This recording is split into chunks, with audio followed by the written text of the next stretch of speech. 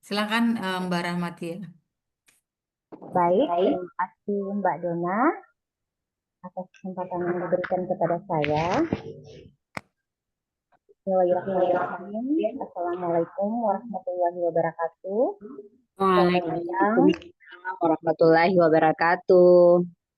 selamat siang, salam sejahtera untuk kita semua. Om Swastiastu, Namo Buddhaya, salam kebajikan. Alhamdulillah, Sebentar Mbak Rahmatia.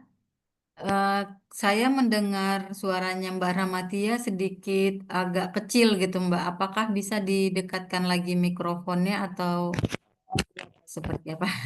cek tes. Oke, coba Bisa lagi. Mbak, cek Oke, tes. nah itu lebih jelas. Baik, terima Oke, kasih. ya.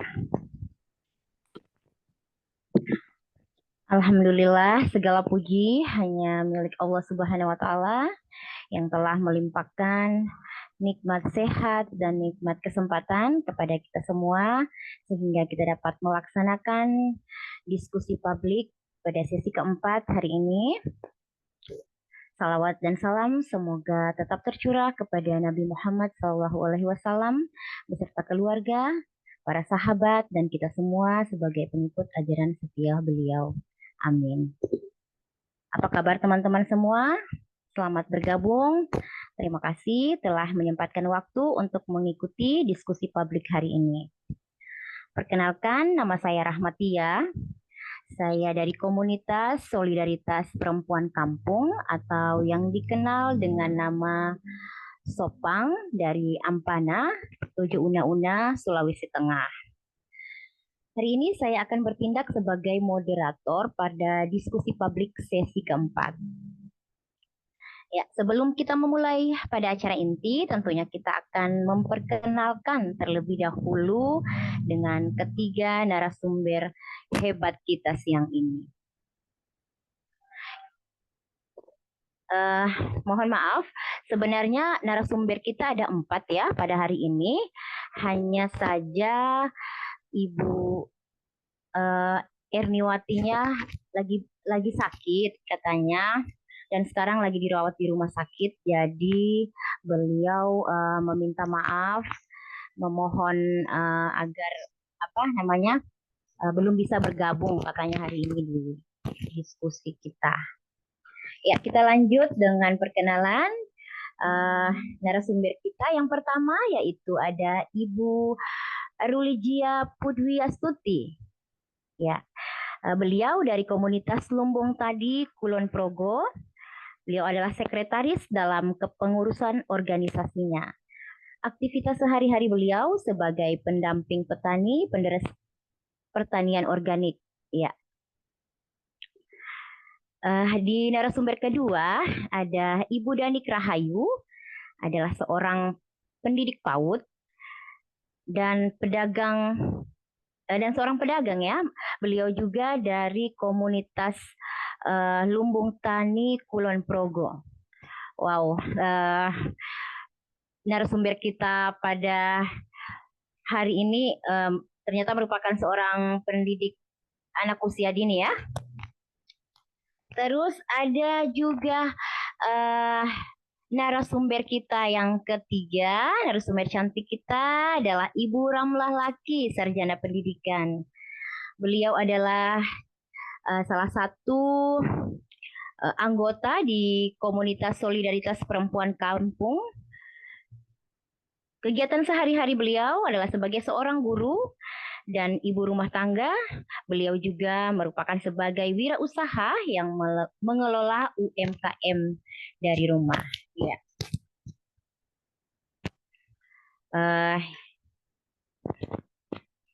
Baik teman-teman, sebelum kita memulai, saya ingin mengingatkan kembali tema kita hari ini adalah kumpulan cerita inspiratif dari Jaringan Perempuan Pedesaan Nusantara. Saya berharap presentasi ini akan memberikan wawasan baru dan inspirasi bagi kita semua. Saya langsung saja ya pada acara intinya, yaitu mendengarkan presentase dari narasumber kita yang pertama, yaitu Ibu Rulijia Pudwi Astuti. Iya, Ibu Rulijia, halo. Ya, halo Mbak. Iya, tes mikrofonnya Ibu Rulijia. Oke, apakah sudah terdengar? Iya, di sini terdengar dengan jelas, Ibu. Oke. Iya. Saya persilakan kepada Ibu Rulijia untuk memaparkan materi PPT-nya. Kepada Ibu dipersilahkan. Ya, terima kasih Mbak Rahmatia atas waktunya. Selamat siang teman-teman semua. Salam sejahtera untuk kita semua. Puji syukur pada siang hari ini kita dapat bertemu kembali dalam diskusi publik bersama Jaringan Perempuan Pedesaan Nusantara. Ya, saya mencoba untuk mempresentasikan dengan tema pertanian alami. Tentu saja pertanian alami ini sudah tidak asing lagi didengar, bahkan mungkin sudah lama kita sudah memulai dengan pertanian alami itu sendiri. Singkatnya, pertanian alami itu menurut saya dari alam kembali ke alam. Kemudian pertanian alami tidak menggunakan bahan kimia sintetis seperti pestisida dan pupuk kimia yang dapat merusak lingkungan dan kesehatan manusia. Next. Tujuan dari pertanian alami itu sendiri, pertama meningkatkan kesuburan tanah, karena kita tahu kesuburan tanah atau tanah yang digunakan untuk pertanian kini sudah sangat sakit akibat penggunaan pupuk kimia, kemudian pestisida kimia yang merusak atau membuat tanah itu sudah tidak subur lagi. Kemudian pertanian dari penggunaan pestisida maupun pupuk kimia yang dapat merusak lingkungan, mencemari tanah dan air, kemudian pertanian alami menghasilkan produk yang berkualitas. Di sini dengan tidak menggunakannya bahan kimia, kita akan menghasilkan kualitas pangan tanpa residu kimia sehingga aman untuk dikonsumsi konsumen. Seperti itu. Kemudian tujuannya menjaga kesehatan manusia. Jika kita melihat akhir-akhir ini banyak sekali orang yang mudah sakit, bahkan dengan umur yang masih muda sudah menderita berbagai macam penyakit seperti diabetes, darah tinggi, atau kemudian kanker, stroke, gejala stroke itu diidap banyak yang masih muda. Penyakit seperti ini dulunya langka, masih jarang, tetapi sekarang ini sudah merebah. Karena salah satunya adalah pilihan konsumsi dan pola hidup. Apalagi dengan makanan yang siap saji, kita tahu bahwa kita tidak tahu bahan apa yang dimasukkan di dalam pangan tersebut. Nah, ini peran perempuan di sini dibutuhkan untuk menjaga kesehatan, khususnya untuk anak-anak kita, keluarga kita, seperti itu.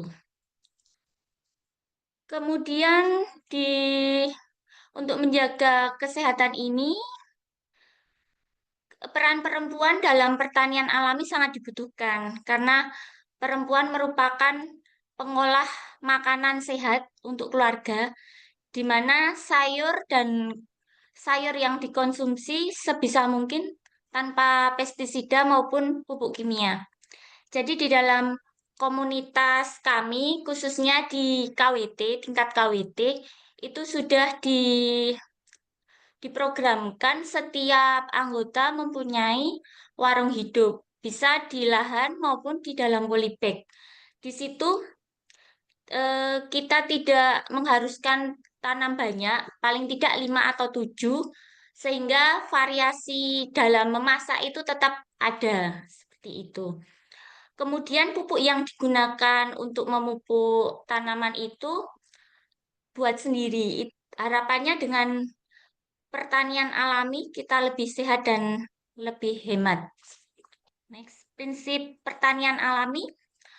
Pertama, pemeliharaan kesuburan tanah secara alami, penggunaan sumber daya alami secara efisien, pengendalian organisme pengganggu secara alami, minimalkan limbah dan polusi lingkungan, keberlanjutan ekosistem dan keanekaragaman hayati, serta melestarikan benih lokal. Untuk melestarikan benih lokal ini ada sedikit cerita untuk komunitas kami. Untuk menjaga kelestarian benih lokal, komunitas menyediakan benih dengan sistem pinjam. Jadi tidak usah beli, anggota bisa meminjam benih itu dan dikembalikan ketika mereka panen. Benih lokal yang dibudidayakan dengan sistem pertanian alami akan sangat mendukung perkembangan dan pertumbuhan tanaman, khususnya ini contohnya tanaman padi, di mana biasanya tanaman padi lokal itu sebisa mungkin dengan budidaya pertanian alami. Karena ada pengalaman juga ketika menanam padi lokal tetapi banyak penggunaan pupuk kimia seperti urea atau Ponskas seperti itu, malah batangnya mudah roboh. Jadi eh, kalau bisa itu menggunakan pupuk alami seperti itu. Mulai dari pengolahan lahan untuk penyemaian menggunakan pupuk hijau itu bisa pakai daun Clerecidea kalau di sini biasa nyebutnya. Kemudian bisa menggunakan daun melinjo dan beberapa waktu kita amati di rumah khusus tempat saya itu menggunakan daun melinjo itu N-nya juga cukup tinggi. Lalu ketika pencabutan bibit di lahan persemaian, akarnya lebih panjang dan tidak mudah putus karena tanahnya cukup gembur dan daun melinjo ini cukup lunak, jadi cepat terurai di tanah. Setelah pemupukan menggunakan pupuk hijauan, pemupukan menggunakan pupuk padat dari kotoran hewan, pupuk kandang seperti itu. Kemudian menggunakan pupuk cair. Pupuk cair ini juga bisa diaplikasikan di sawah langsung atau di tanaman sayur yang ada di pekarangan kita. Pupuk cair ini kita dapat dari limbah dapur. Limbah dapur rumah tangga seperti sisa kupasan kulit buah atau buah yang memang sudah busuk, sayur mayur yang sudah tidak layak untuk dikonsumsi, itu difermentasi di dalam banyak ya sekarang banyak galon yang tidak terpakai itu dimanfaatkan di kelompok kami untuk pembuatan pupuk cair itu sendiri. Nah, pupuk cair itu dicampur juga dengan limbah air leri atau cucian beras. Kemudian ada juga dengan menggunakan tambahannya sisa cucian air gula. Kebetulan di tempat saya itu ada produksi gula kelapa. Nah, itu limbahnya digunakan untuk pengganti molasesnya dan teman-teman KWT bisa meminta itu sebagai penggantinya. Kemudian praktek pertanian alami itu penggunaan pupuk kompos untuk memperbanyak jasad renik di dalam lahan pertanian, penggunaan pupuk hijau untuk memperbaiki kesuburan tanah, pemberian pupuk organik untuk memenuhi kebutuhan nutrisi tanaman, pengendalian hama menggunakan predator alami atau perangkap serangga. Kalau di tempat saya ada untuk pengalihan hama agar tidak ke tanaman padi, di sekitar ditanami tanaman refugia. Itu bisa dari bunga keningkir atau bunga kertas, kemudian ada juga kacang panjang untuk menghalau si hama tersebut. Kemudian pengendali penyakit menggunakan pestisida nabati. Banyak sekali tanaman atau dedaunan yang ternyata itu sebagai pestisida nabati. Kalau di tempat saya ada juga daun, salah satunya kemarin pas waktu serangan wereng yang sangat banyak itu menggunakan daun pucung atau daun lerak buat buat masak bronkos yang warna hitam itu. Kemudian penerapan rotasi tanaman untuk mengurangi resiko serangan hama. Kebetulan dan sudah diperdakan itu di Kulon Progo 2 kali tanam padi dan 1 kali tanam palawija sehingga harapannya itu dapat mengurangi resiko serangan hama. Next. Lanjut. Nah, untuk kesimpulannya, pertanian alami adalah solusi untuk menciptakan kehidupan yang sehat dan menjaga agroekosistem. Next. Ya, terima kasih. Demikian presentasi dari saya. Mohon maaf apabila banyak kekurangan. Waktu saya kembalikan kepada Mbak Rahmatia. Terima kasih.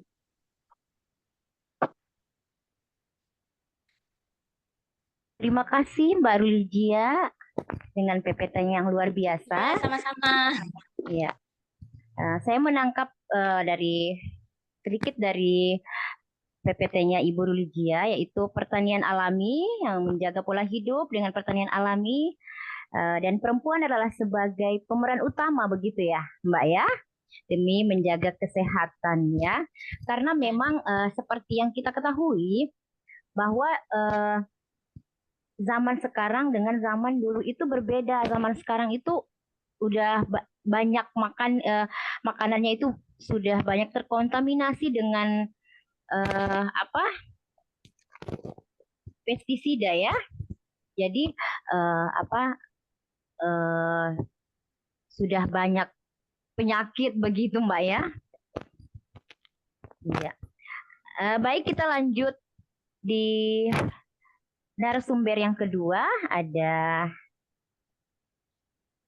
Ibu Danik Rahayu. Halo Ibu Danik, Assalamualaikum. Waalaikumsalam warahmatullahi wabarakatuh. Iya. Sebentar, Ibu sebentar. Danik, iya. Ya. Ya. Ibu Danik, pada Ibu Danik saya persilahkan untuk mempresentasikan hasil PPT-nya. Ya, sebelumnya Assalamualaikum warahmatullahi wabarakatuh. Terima kasih. Sebelumnya saya mau mengucapkan terima kasih untuk DPP Kabupaten Kulon Progo yang sudah ikut Zoom kemarin. Tanya itu. Terima kasih ya Pak Ugi. Nah, itu kok belum keluar ya Mbak?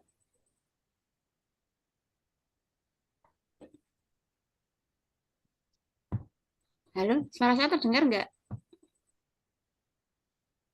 Dengar, Mbak. Oke.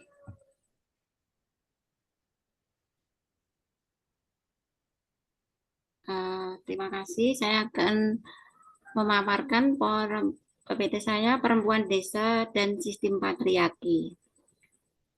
Next.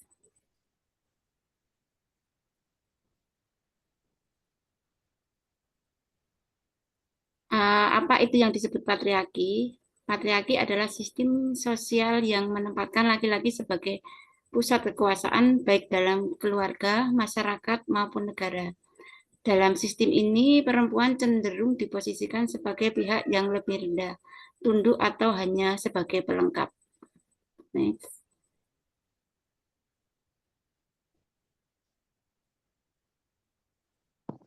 Adapun ciri-ciri patriarki yang ada di desa, yang pertama, keputusan keluarga dan desa didominasi oleh laki-laki. Yang kedua, perempuan dibatasi ruang geraknya. Yang ketiga, perempuan selalu diremehkan dalam hal pekerjaan dan pendidikan. Yang selanjutnya, beban domestik rumah tangga hanya dibebankan pada wanita. Ini dalam kehidupan sehari-hari juga ada, nggih. Itu di desa kami itu waktu dulu itu kalau rapat itu yang diundang hanya banyak laki-laki. Nah, setelah kemarin ada pelatihan GETSI yang dari Bina Desa itu, terus mulai sudah ada pergerakan perempuannya juga diajak lebih banyak. Dulu kan cuma 10%, sekarang sudah meningkat. Next.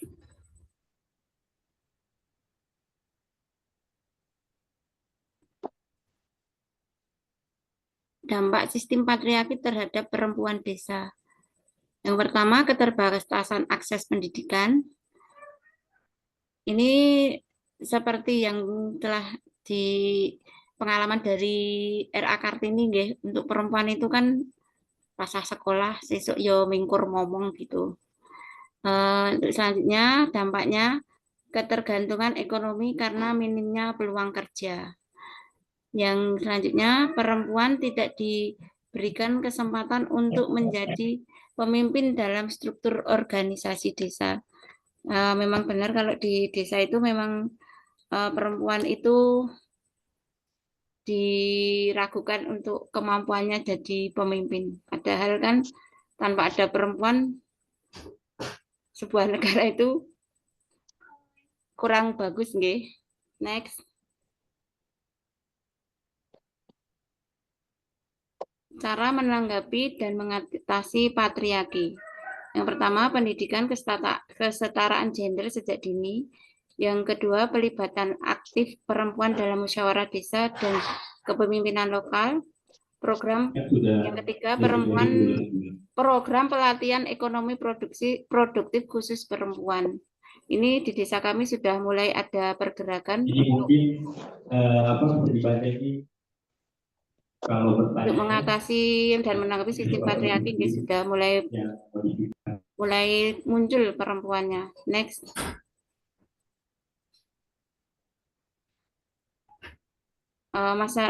Masyarakat harus menghormati peran dan martabat perempuan agar desa tumbuh lebih sehat dan kuat.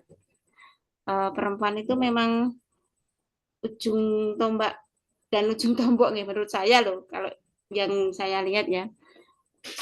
Karena kalau di desa itu yang bangun pagi-pagi juga perempuan, kalau ada hajatan juga perempuan, yang berperan mesti yang dioyak-oyak itu perempuan. Next. Terima kasih, sudah selesai. Waktu kalau banyak salah saya mohon maaf. Waktu saya kembalikan ke Mbak Moderator. Terima kasih. Assalamualaikum warahmatullahi wabarakatuh. Waalaikumsalam warahmatullahi wabarakatuh. Terima kasih, Mbak. Sama-sama, Mbak. Ya, baik sekali PPT dari Ibu Dadi Rahayu mengenai perempuan desa dan patriarki. Ya, tapi dari yang terjadi sekarang, Mbak, sepertinya kesetaraan gender itu sudah mulai ini ya, Mbak ya, terlihat ya, karena di setiap kepemerintahan itu pasti ada melibatkan perempuan begitu ya, dari desa, mulai dari pemimpin-pemimpin di daerahnya. Saya rasa sudah ada yang ingin berbagi cerita atau bertanya, tapi ditahan dulu, disimpan dulu pertanyaannya, boleh dicatat. Kita akan lanjut pada narasumber yang ketiga, yaitu Mbak Rala Laki. Halo Mbak Ramlah Laki. Iya, halo Mbak Ama, Ibu Moderator. Iya, Mbak Ramlah Laki, saya persilahkan untuk mempresentasikan hasil PPT-nya. Silakan Mbak. Tunggu, Bang. Sabar.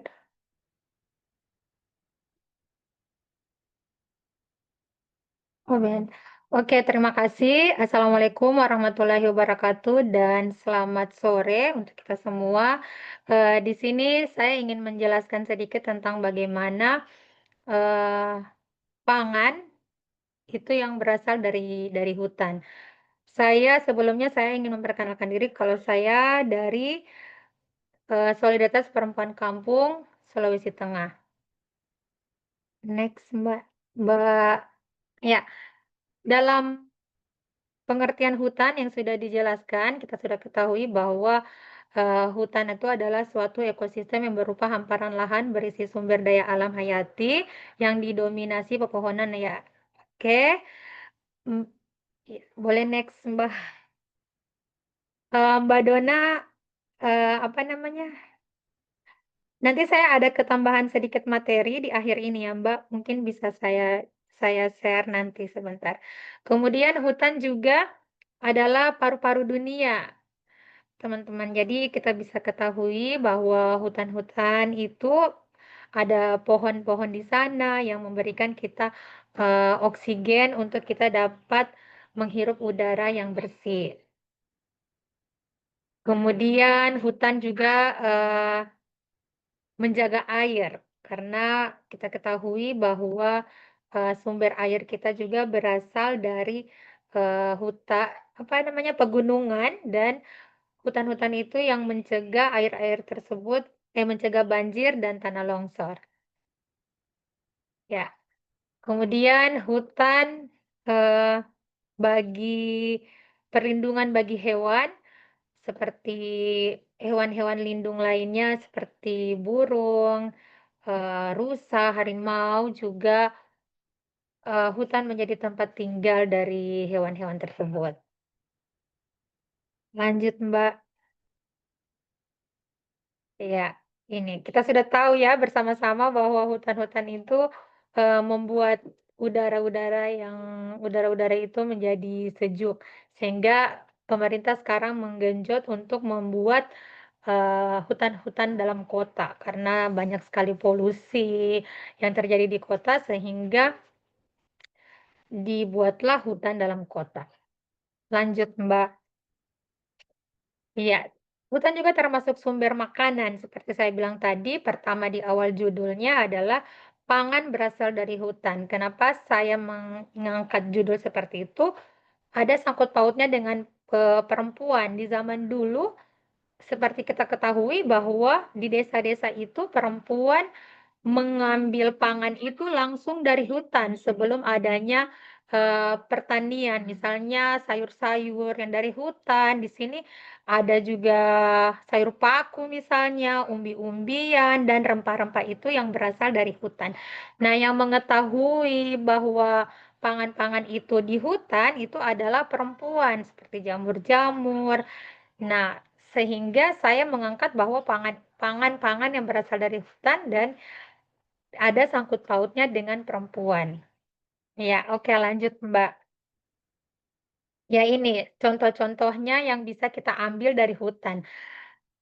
Ada ubi kayu, ubi jalar, berupa rempah-rempah lainnya itu yang berasal dari hutan. Kalau rempah-rempah lainnya itu seperti kemiri, pala, itu adalah tanaman-tanaman yang berasal dari hutan. Ada juga kacang-kacangan. Kalau di kami itu ada yang namanya sayur paku, itu biasa kita ambil dari hutan. Kemudian ada juga jamur, ada yang di sini dikatakan umbi, namanya ombo. Ombo itu adalah umbi yang berasal dari hutan yang hanya ditemukan di hutan, tidak ada di kampung-kampung. Jadi cara pengolahannya juga eh, sangat rumit, dan itu yang mengetahui itu adalah perempuan yang mengetahui cara pengolahan umbi-umbi itu tadi tersebut.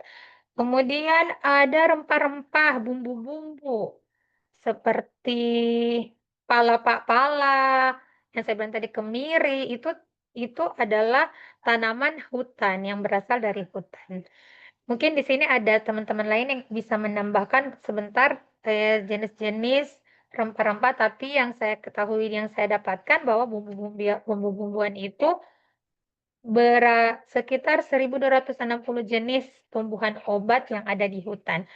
Nah, bagaimana kita bisa mengetahui itu? Nah, yang mengetahui itu adalah perempuan. Perempuan yang menemukan dan mengelola tanaman-tanaman itu. Saya pernah pernah baca buku bahwa perempuan adalah dokter. Kenapa sampai perempuan dikatakan dokter? Karena perempuan yang membuat obat. Obat dari mana? Adalah obat yang dari hutan. Iya, itu zaman dulu perempuan dikatakan adalah sebagai seorang dokter. Next, Mbak. Ya, ini ancaman-ancaman kita yang sekarang. Seperti yang kita ketahui, itu tadi adalah sebelum ada ancaman, kita bisa lihat bagaimana fungsi hutan itu hmm, sebagai sumber oksigen, sebagai sumber paru-paru. Nah, ancaman yang kita alami sekarang itu adalah hutan kita sudah banyak yang gundul, sudah terjadi penebangan liar, kemudian kebakaran hutan oleh manusia maupun dari pemerintah ataupun dari perusahaan. Lanjut, Mbak. Nah, dampaknya adalah pertama, kepunahan sumber tadi, sumber pangan lokal yang ada di hutan. Ya, berupa seperti beralih fungsi, misalnya hutan tadi sudah dijadikan sebagai kelapa sawit, hutan sawit, kemudian dijadikan sebagai pertambangan, itu terjadi ini kepunahan sumber pangan lokal jika hutan banyak yang beralih fungsi. Lahan sumber pangan pun menjadi terbatas. Karena kenapa? Karena terjadi alih fungsi ke perkebunan kelapa sawit yang sangat besar di Indonesia. Kemudian lalu di mana lagi tanaman sumber pangan? Ya, secara seperti yang dijelaskan tadi pada materi yang pertama, secara tidak langsung ketika adanya tambang atau sawit yang masuk di hutan, jelas tanah-tanah di sekitarnya itu akan terpapar bahan-bahan kimia sehingga tanaman tidak akan lagi subur. Kemudian rusaknya habitat, ya kita bisa lihat di media sosial ya, banyak sekali habitat-habitat itu yang keluar, yang jarang ditemukan di kota, tapi malah keluar seperti gajah, seperti ular, karena habitatnya mereka atau rumah mereka itu telah hilang. Karena beralih fungsi tadi itu, seperti yang saya katakan, beralih fungsi menjadi hutan sawit ataupun tambang. Secara lambat laun mereka akan punah, begitu. Maka makhluk hidup itu tinggal di hutan, tidak punya tempat tinggal lagi. Akibatnya mereka bisa mati. Itu secara tidak langsung itu berbicara tentang hewan. Nah, kita lambat laun kita juga manusia pasti kalau kita sudah tidak punya rumah, kita juga pasti akan punah karena rumah kita sudah dialihkan alih fungsi.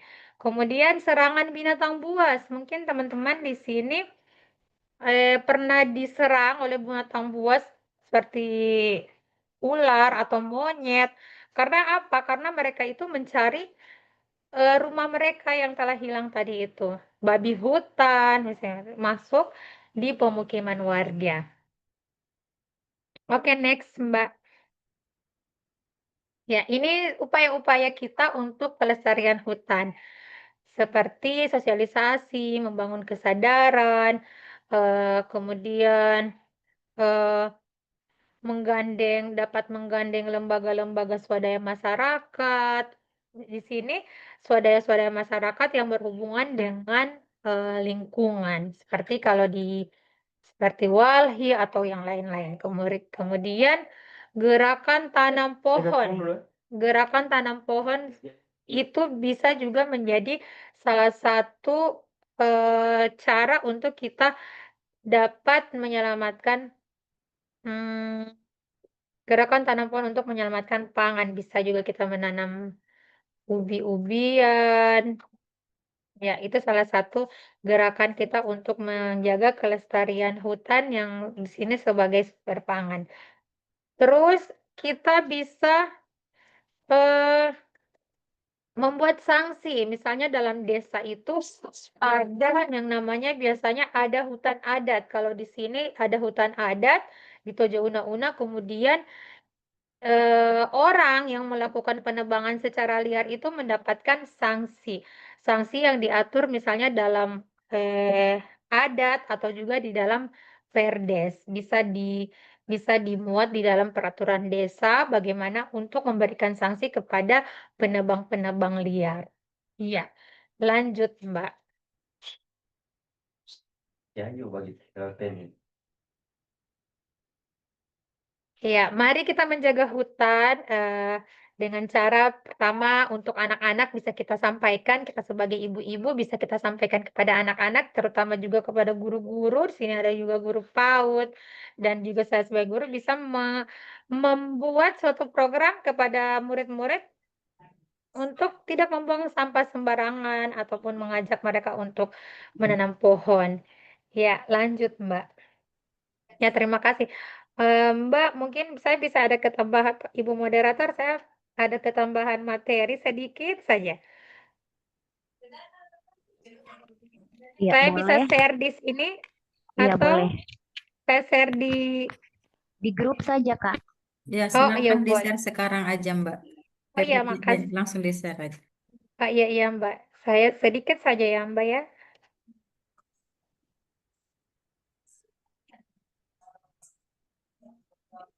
Eh, mana teh?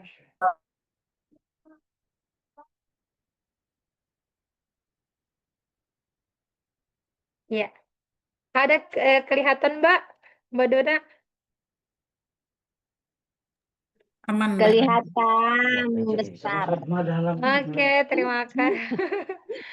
Ya, ini saya hanya mau share sedikit Mbak tentang tadi Sarah sudah menyentil tentang luasan perkebunan sawit di Indonesia. Kebetulan saya tadi baca-baca sedikit artikel yang lewat, kemudian ada yang lewat ini Mbak. Saya lihat ada, ini hanya untuk tambahan saja buat teman-teman yang daerahnya ada perkebunan kelapa sawit. Karena di wilayah saya ini akan dicanangkan perkebunan kelapa sawit. Walaupun baru rencana sih, tapi kita bisa berbagi. Mungkin teman-teman yang di wilayahnya ada perkebunan kelapa sawit bisa juga berbagi di daerah kami karena daerah kami itu akan masuk gitu perkebunan ya.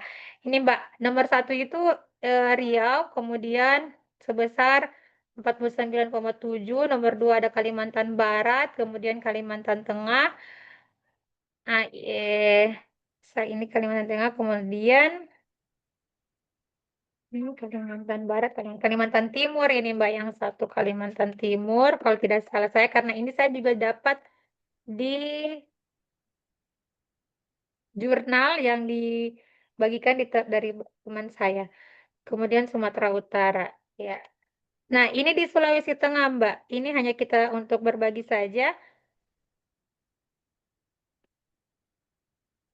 ya. Di Sulawesi Tengah itu sendiri, luasan sawit itu 128,265 hektar. Ya, ya. Karena sawit juga termasuk, ternyata bukan hanya sawit, ternyata ada tambang. Ya, ini luasan tambang. Luasan tambang di Indonesia sekitar 66,563 hektar. Ya, ini surat keputusan tentang wilayah Menteri ESDM. Ini luasan tambang. Kemudian luasan tambang di Indonesia luas sekali nih, Mbak. Nah, ini yang di daerah kami, Mbak. Sulawesi Tenggara, Sulawesi Tengah, luas tambang nikel 100. Sulawesi Tengah itu urutan kedua. Luasan tambang yang ada di Indonesia 115,396 hektar. Kemudian luas areal pertambangan di Sulawesi Tengah. Ya, ini semua mendapatkan izin usaha. Ya, ini yang paling banyak itu di Morowali. Kita ketahui bisa di-share-share, dilihat-lihat kalau di Morowali itu sering terjadi sering terjadi banjir atau longsor karena memang pengaruh hutannya mereka itu sudah tinggal sedikit dan karena perusahaan di sana ini sebesar luasnya Luas 11.881,39 hektar. Berjumlah 53. Tambah Morowali Utara 38 dan Tojo Una-Una itu satu perusahaan yang IUP-nya aktif. Tapi kalau dihitung semua IUP-nya itu sekitar 25 IUP. Tapi 25 itu yang aktif baru satu. Termasuk di desa saya ini, Mbak. Di desa Morowo. Mereka sedang melakukan eksplorasi. Sedang melakukan eksplorasi, tapi sudah ada lubang. Sudah eksplorasi tapi sudah ada lubang tambang. Nah, ini bisa kita lihat juga sama-sama. Ini saya ambil sumbernya di Mongabai, kerusakan lingkungan akibat perkebunan kelapa sawit dan tambang. Ini Mbak, tadi kita sudah bicara tentang hutan, bagaimana hutan itu adalah sebagai paru-paru dunia, hutan itu sebagai tempatnya binatang, manusia untuk pangan dan obat-obatan. Kalau hutan kita di Indonesia seperti ini di Kalimantan. Kalau hutan kita seluruh Indonesia seperti ini, maka tidak heran kalau kita itu dilanda banjir dan longsor. Ya, kemudian ini Mbak, potret buruh perempuan lingkungan perkebunan kelapa sawit. Tadi kita berbicara tentang pertanian alami, ternyata di perkebunan kelapa sawit itu ini dia menggunakan pupuk kimia. Dan ibu-ibu tadi itu, perempuan tadi itu tidak memakai sarung tangan. Jadi terpapar secara langsung untuk ibu-ibu buruh perempuan yang ada di perkebunan kelapa sawit. Ya, ini dia. Oke, dia menggunakan bahan kimia herbisida, insektisida, fungisida, dan asam apa ini? Ya, untuk pokoknya yang dipegang sama perempuan tadi itu adalah pupuk-pupuk kimia. Nah, ini sedikit ada cerita yang ada di Banggai, namanya Ibu Samria. Dia mendapatkan diskriminasi karena lahannya ini mau dibeli sama perusahaan, tapi dia tidak kasih. Kemudian perusahaan tersebut mendiskriminasinya hingga rumahnya dibakar sebanyak 7 kali. Kemudian ini. Iya, banyak kasus-kasus yang ada di dunia pertambangan, termasuk ini yang kita ketahui, suaminya Sandra Dewi, 271 triliun, tambang nikel, kemudian ada kasus kematian yang sampai saat ini juga belum selesai, kasus anak-anak di lubang tambang, batubara Kalimantan Timur. Kemudian ini Ibu Rahmawati, kami juga pernah,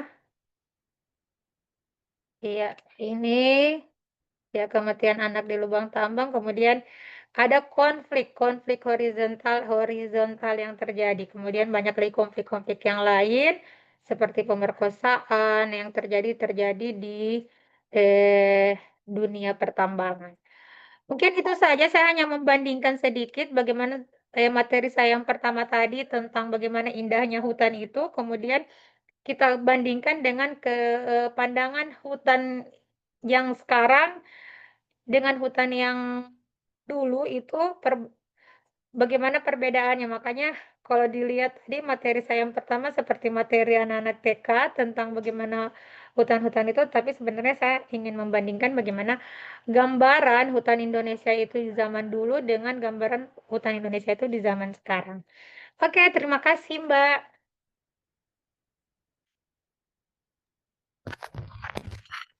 Terima kasih juga Mbak Rara Laki atas presentasinya yang begitu menarik mengenai pangan berasal dari hutan. Ya, dari ketiga narasumber kita hari ini sangat mulai dari pertanian alami sampai dengan sistem patriarki dan pangan berasal dari hutan itu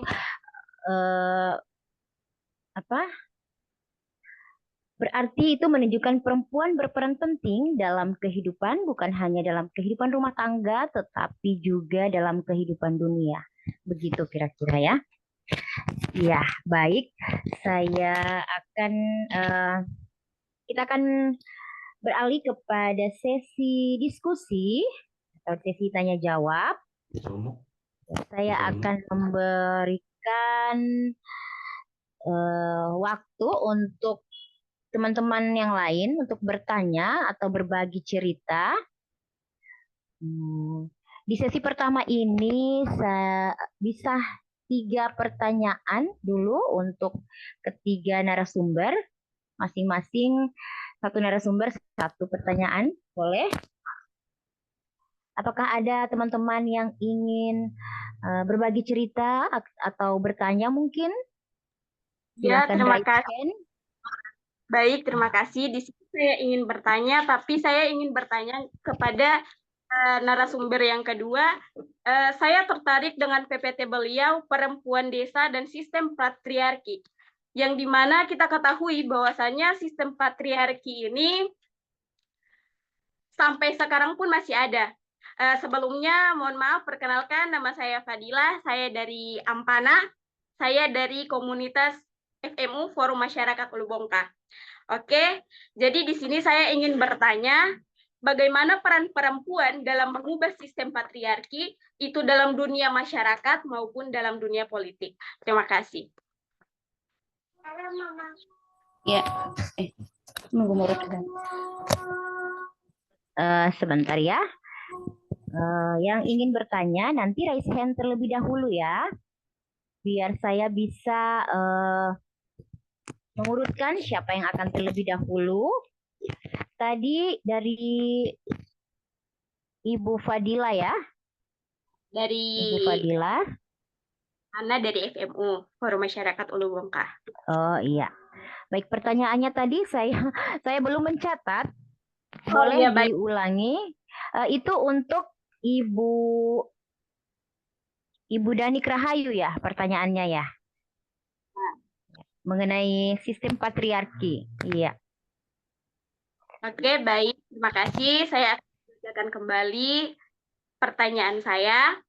Bagaimana peran perempuan dalam mengubah sistem patriarki dalam masyarakat ataupun dalam dunia politik?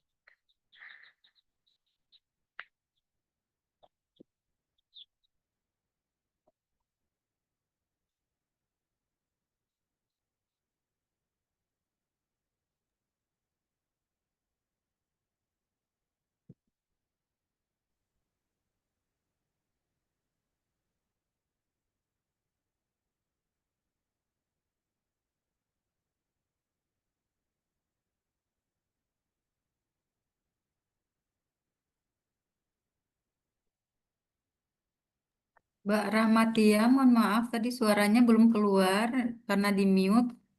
Silakan dibuka dulu mikrofon ya.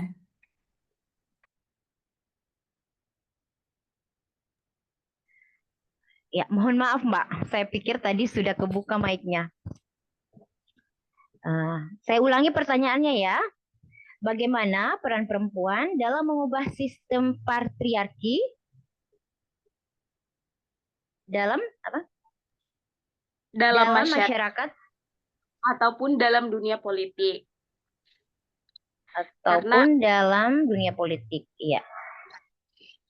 Karena kan kita ketahui bersama bahwasanya kita tidak terlepas dari dunia patriarki. Sampai sekarang pun masih ada yang namanya patriarki. Terima Iya, kasih. iya Mbak. Iya.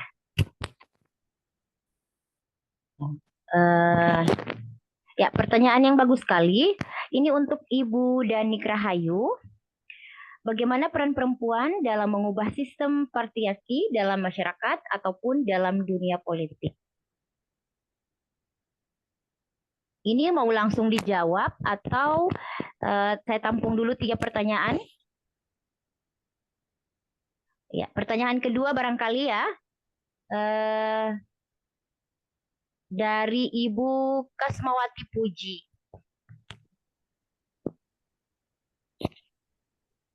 Halo. Ibu Kasmawati ya, halo. Halo, Assalamualaikum Ya, warahmatullahi waalaikumsalam. wabarakatuh. Selamat siang teman-teman. Jumpa lagi. Baik, saya menarik sekali ya apa yang disampaikan oleh Rara Laki dari komunitas Sopang.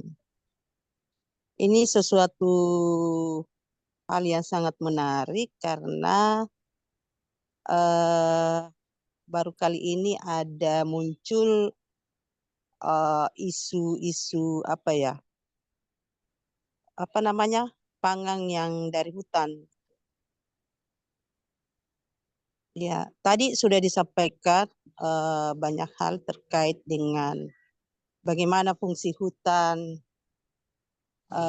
sebagai sumber pangan, sebagai sumber obat-obatan, dan banyak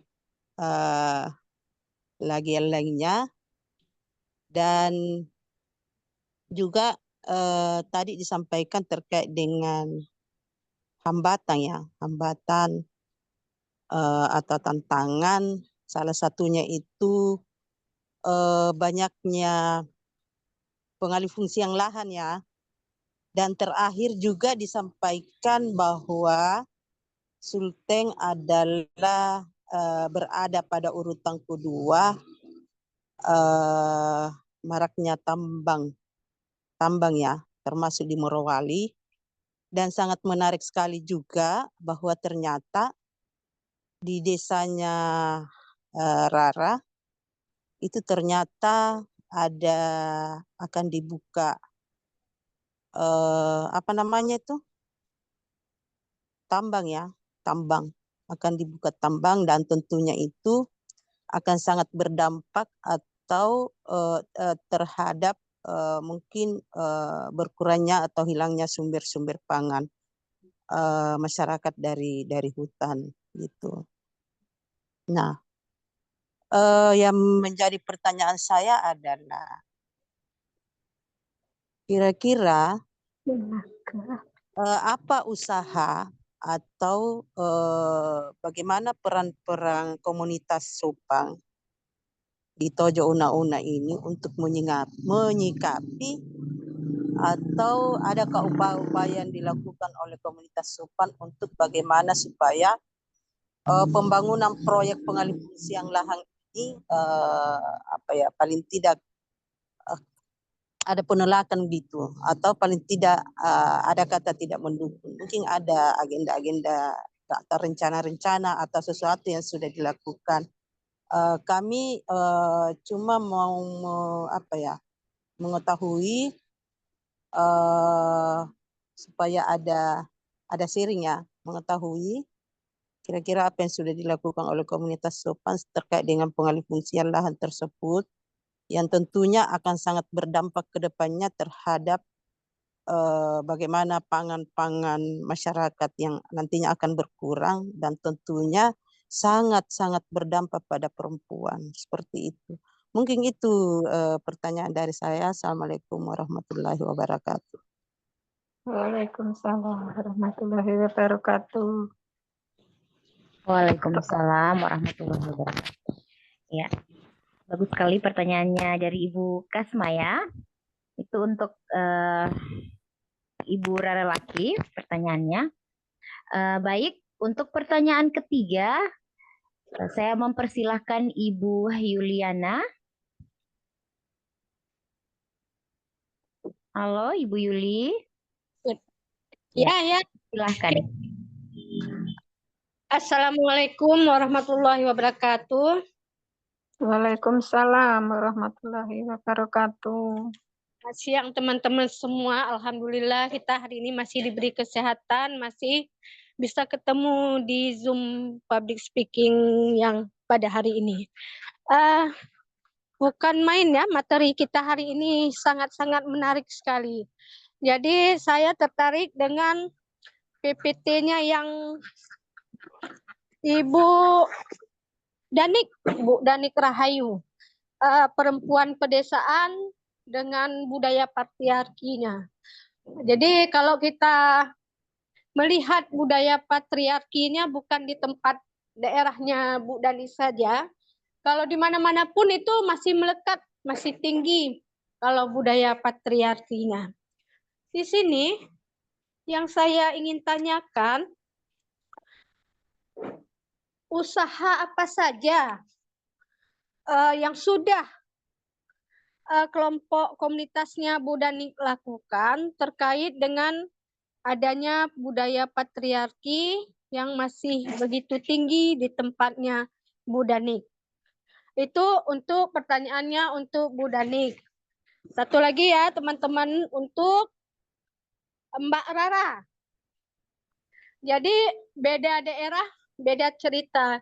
Saya ingin meminta penjelasan sedikit mengenai apa itu hutan adat. Karena kalau kami di Aceh, kalau hutan ya hutan lah, hutan lebat, itulah hutan lah. Itu kami tidak tahu yang mana yang dikatakan hutan adat ataupun hutan lindung. Yang kami tahu itu hutan ialah hutan. Jadi saya ingin penjelasan sedikit apa yang dimaksud dengan hutan adat, dan di hutan itu pepohonan apa saja biasanya yang tumbuh. Itu saja teman-teman, terima kasih.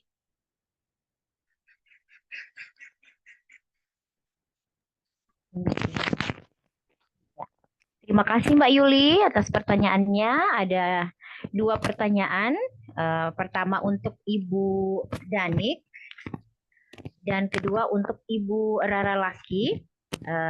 Apa itu hutan adat ya? Ya. Saya hanya membuka 3 pertanyaan dulu di sesi ini. Nanti siapa tahu ada teman-teman yang ingin bertanya lagi, saya akan buka sesi kedua ya. Yang pertama tadi, pertanyaan pertama, bagaimana peran perempuan dalam mengubah sistem patriarki dalam masyarakat ataupun dalam dunia politik? Pertanyaan itu ditujukan untuk Ibu Danik Rahayu. Kepada Ibu Danik, dipersilakan.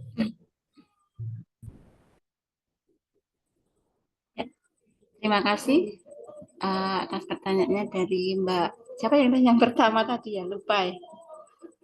Fadila, Bu. Mbak Fadila. Ya, terima kasih. Untuk mengatasi di desa kami, ini contohnya di desa kami ya Mbak, di daerah kami, untuk kehidupan sehari-hari itu, untuk pekerjaan rumah tangga itu laki-laki atau suami nanti dilibatkan dalam melakukan pekerjaan rumah, saling bantu untuk menghapus program patriarki itu nggih. Terus untuk di desa untuk posisi pemerintahan sekarang sudah ada perempuan. Sekarang pamongnya banyak yang perempuan untuk yang di desa saya. Terus untuk di dunia politik sekarang kan ada peraturan kalau itu ada keterlibatan perempuan, maksudnya ada jagonya perempuan itu untuk anggota dewan itu harus ada yang dijagokan gitu, walaupun nanti ya yang terpilih tergantung suara masyarakat gitu. Terus saya rasa masih kurang Mbak jawaban saya. Baik, terima kasih Ibu, sangat jelas. Terima kasih untuk jawabannya Ibu. Iya. Sama-sama Mbak Fadila. Ya, Mbak Fadila sudah jelas ya jawaban dari Ibu Danik.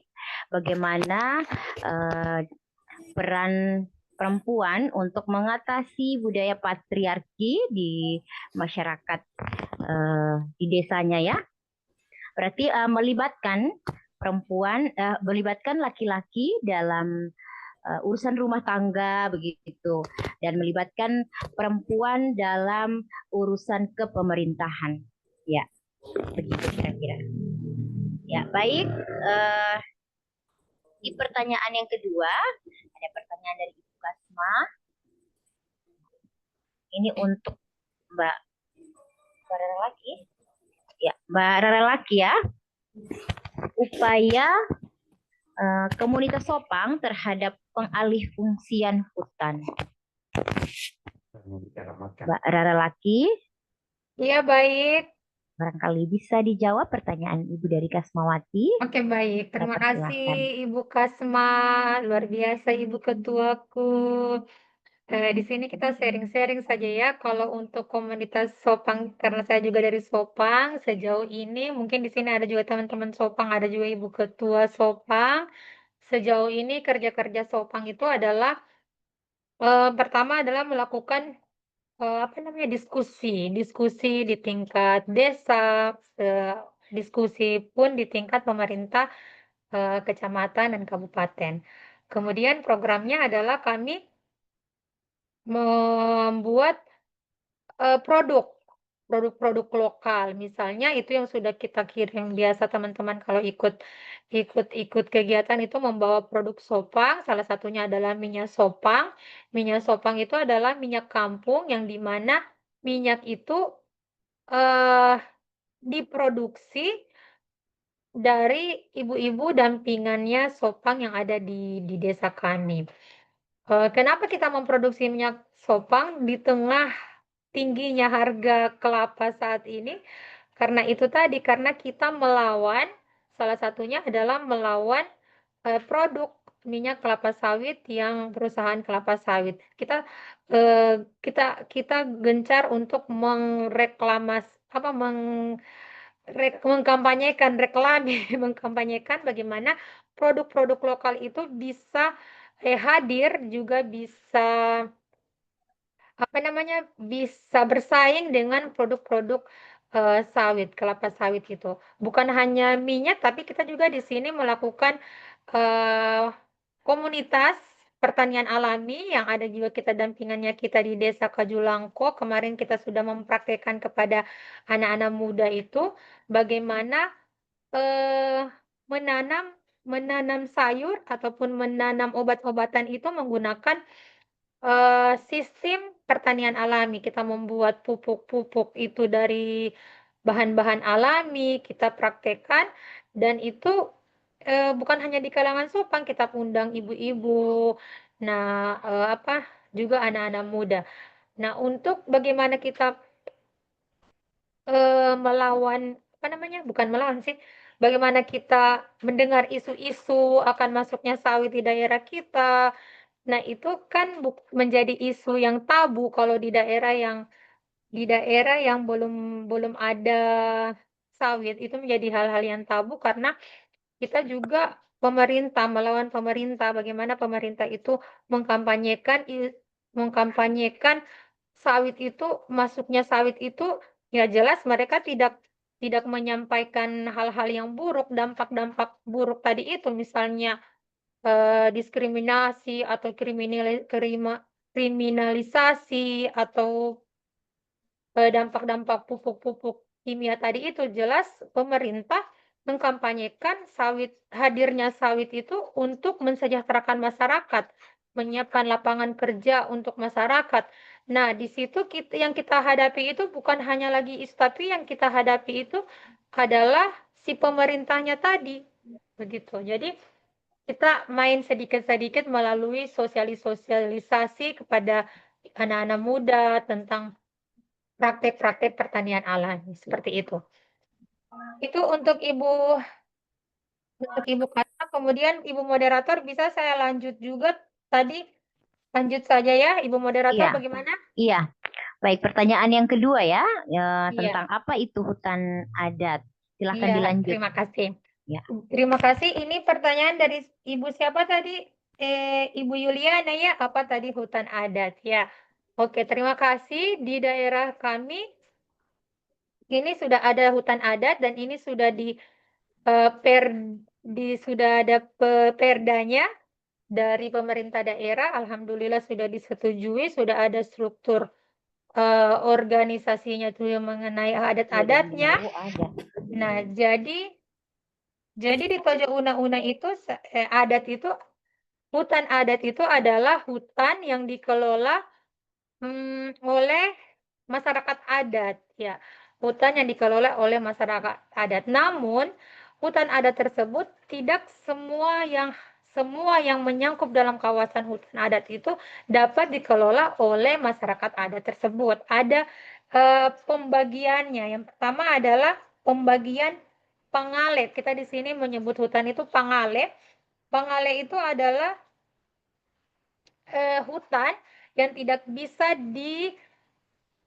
diolah, tidak bisa dikelola secara bebas atau dijadikan perkebunan. Yang bisa diambil dalam pangale itu adalah hanya hasil hutan bukan kayu, semisal rotan, semisal madu, dan lain-lain, obat-obatan. Itu pangale. Kemudian ada yang namanya yopo. Yopo inilah menjadi hutan yang bisa dikelola oleh masyarakat adat. Masyarakat adat. Kemudian itu yang dikelola menjadi kebun. Pangale itu sistemnya masyarakat adat di sini kan berpindah-pindah ya. Mereka itu setelah melakukan tanam padi itu mereka pindah lagi setelah panen, pindah lagi. Nah, itu tadi yang dikatakan bekas kebun. Bisa untuk berkebun. Pangale itu, pangale yopo namanya. Pangale yopo adalah hutan yang bisa dikelola menjadi kebun. Kemudian ada pangale kapali. Nah, itu yang bisa dikelola menjadi lahan pertanian itu. Jadi ada pembagiannya, Bu. Jadi tidak semua hutan yang dikatakan hutan adat yang ada di dalam Perda itu menjadi hak dari hutan itu, tapi mereka menyusun pembagian. Ya, seperti itu. Kemudian wilayah yang dijadikan hutan adat itu diidentifikasi dulu di wilayah apa semua masyarakat adat itu tinggal. Jadi kalau di Tojo Una-Una ada namanya Wanalipu. Jadi mereka itu tersebar sampai di Morowali. Jadi ada titik-titik. Nah, itu kemudian dipetakan, kemudian ditetapkan dalam Perda itu adalah kawasan hutan adat. Ya, itu saja mungkin, dan tanaman-tanaman yang bisa diambil yang saya bilang tadi itu adalah rotan, madu, dan obat-obatan lainnya yang dari hutan. Ya, terima kasih Ibu Yuli.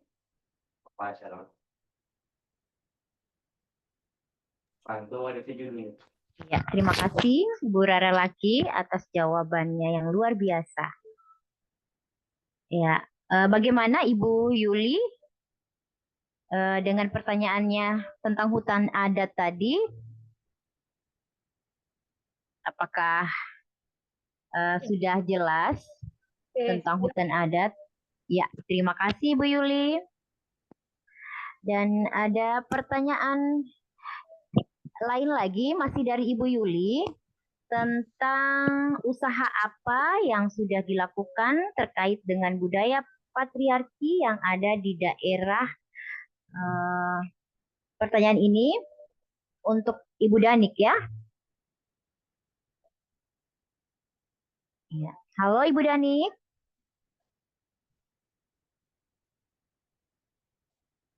Apakah bisa mendengar suara saya? Ya, Mbak. Iya. Ibu Danik, di sini ada pertanyaan dari Ibu Yuli terkait dengan patriarki. Ya, Ibu Danik, saya persilahkan untuk menjawab pertanyaan dari Ibu Yuli ya. Ya, tadi itu tak tulis, saya nulis pertanyaannya tadi, Mbak Yuli. Usaha apa gitu ya yang di Ya, pertanyaannya, usaha apa saja yang sudah dilakukan terkait dengan budaya patriarki yang ada di daerahnya Ibu Danik? Oh iya, ya. Terima kasih untuk Mbak Yuliana. Saya akan mencoba menjawab untuk yang di daerah kami. Itu sekarang sudah ada dilibatkan dalam setiap rapat di Pedukuhan maupun di pemerintahan di kelurahan dan di Kapanewon. Kalau sini namanya Kapanewon, kalau umumnya kecamatan ya. Diikutkan dalam setiap rapat itu harus ada perempuannya, ada keterlibatan perempuannya. Terus untuk kegiatan misal posyandu itu juga banyak perempuannya, jarang yang ada laki-lakinya, malah belum ada kayaknya yang di daerah kami. Saya rasa itu jawaban saya. Sudah puas belum, Mbak? Sudah cukup belum, Mbak Yuli? Iya, berarti selalu melibatkan perempuan dalam setiap kegiatan di daerahnya ya, Mbak ya? Iya. Iya.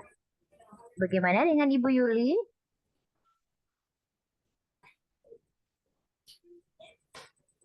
Oh iya, oke Mbak, siap. Iya, tadi sudah ada 4 pertanyaan di sesi pertama, dan waktu kita sekarang masih 45 menit lagi, masih waktunya cukup banyak ya. Dan sekarang saya buka di sesi pertanyaan yang kedua. Masih adakah dari 27 peserta yang ada di live Zoom meeting kita hari ini? Silahkan raise hand yang ingin bertanya atau berbagi cerita. Iya, sudah ada Ibu Anita Abbas dari Sopang. Baik, terima kasih Iya. Bu Moderator. Iya, baik Ibu, silahkan. Terima kasih. Assalamualaikum warahmatullahi wabarakatuh. Selamat sore teman-teman semua. Luar biasa ya. Ketiga pemateri hari ini cukup menarik cerita dari desa masing-masing. Saya tadi sangat tertarik dengan cerita dari komunitas saya, teman komunitas saya, Ibu Rara Laki, sudah menyentil sedikit tentang pembangunan kawasan tambang di Kabupaten Morowali. Seperti itu tadi, luar biasa sekali dengan hektar-hektar yang ada, luas tambang di sana, sudah sedetail-detail itu. Memang pemateri luar biasa ya, sudah dengan konsep-konsep yang dipersiapkan dari jauh-jauh hari, matang sekali.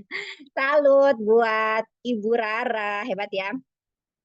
Iya, tapi pertanyaan saya bukan ke Ibu Rara, tapi ada kedua pertanyaan di Ibu Rulijia dan Ibu Danik. Tadi Ibu Rulijia sudah menyampaikan tentang pertanian alami di desanya. Saya mendengar ada kelebihan dari pertanian alami yang sudah disampaikan tadi. Sempat saya tidak mendengar adanya kelemahan ataupun kekurangan yang dihadapi di desa Mbak Rulijia tadi dalam pertanian alami. Kira-kira apa hambatan atau kelemahan yang Mbak Rulijia hadapi dalam pertanian alami di desanya Mbak Rulijia? Kemudian ke pemateri kedua, Ibu Danik, tadi sudah disampaikan bahwa keterlibatan perempuan di nomor 2 kan ya di sana lebih mengutamakan laki-laki. Ya, seperti itu tadi. Kira-kira bagaimana respon perempuan-perempuan di desanya Mbak Danik tadi ketika norma-norma patriarki membatasi mereka dalam hal pembangunan ataupun keterlibatan di desa. Terima kasih. Assalamualaikum warahmatullahi wabarakatuh. Maaf Mbak Anita, boleh diulangi pertanyaan yang kedua tadi? Oh iya, oke Mbak Moderator, boleh mencatat ya. Gini Mbak, di materi kedua kan ada perempuan desa dan patriarki. Yang saya tanyakan, bagaimana respon perempuan-perempuan di sana ketika norma-norma patriarki itu membatasi mereka? Cukup jelas barangkali? Baik, oke, terima kasih.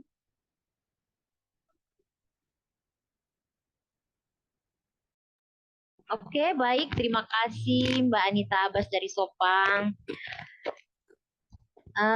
Masih ada yang ingin berbagi cerita? Di raise hand ya, teman-teman. Biar saya bisa melihat siapa yang ingin bertanya ataupun berpendapat? Ada 26 orang. Barangkali masih ada atau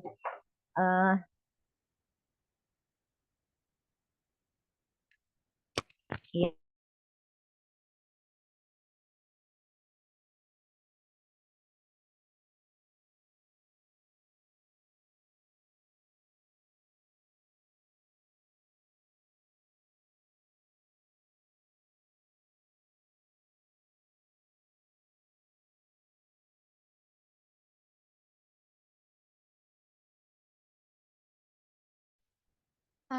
Kak Rahmatia kayaknya suaranya hilang ya?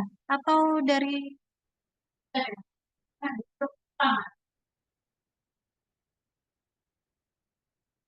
Oh iya, tidak ada suaranya, Kak. Kayaknya mungkin headsetnya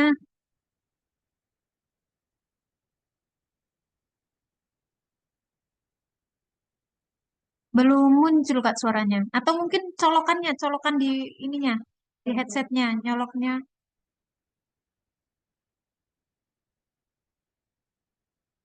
Iya, belum belum muncul, Kak. Atau mungkin headsetnya dilepas aja kali ya?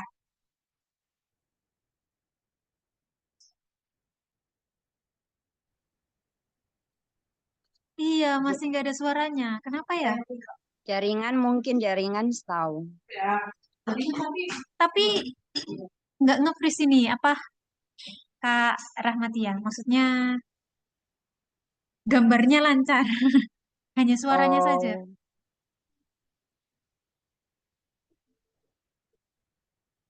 Kenapa ya? sambil menunggu moderator mungkin bisa dijawab langsung barangkali dari pemateri. Waktu ini sudah mau hampir habis.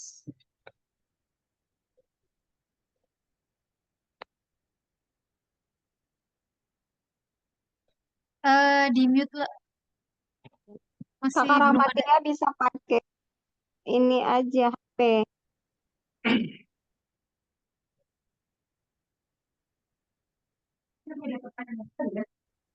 Barusan ada pertanyaan lagi ya? Mohon maaf. Kak Rahmatia suaranya belum. Ada Mbak, ada. Ya. Atau mungkin sambil menunggu Kak Rahmatia. eh oh iya iya, sudah Kak. Iya iya. Silakan Kak. Teman-teman, Assalamualaikum. Waalaikumsalam.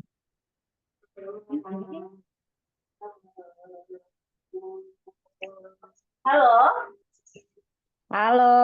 Iya Kak, sudah ada suaranya Kak. Waalaikumsalam Bu Ama. Halo, teman-teman. Apakah bisa terdengar suara saya? Bisa Terdengar. sayang. Terdengar. Terdengar Kak, tapi terdengarnya dari mikrofonnya Kak Kasmawati. Nggak apa-apa, mungkin mereka berdekatan. Numpang Nggak pinjam. apa-apa pakai mikrofonnya Kak Kasmawati, Kak Rahmatia ngomong aja. Ha.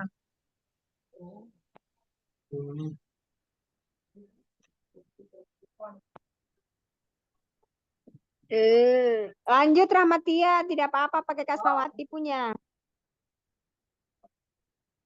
Apakah bisa terdengar suara saya? Iya, Ya, terdengar. Iya, bisa cantik. Bicara saja. Lanjut Bu Ama. Ya, Sepertinya laptop saya bermasalah atau bagaimana ya ini. Di sini saya memakai mikrofon. handphonenya Bu Kasmawati. Halo. Sepertinya Iya, tidak ada terdengar. respon. Tidak apa-apa. Iya, silakan lanjut Ibu Ama.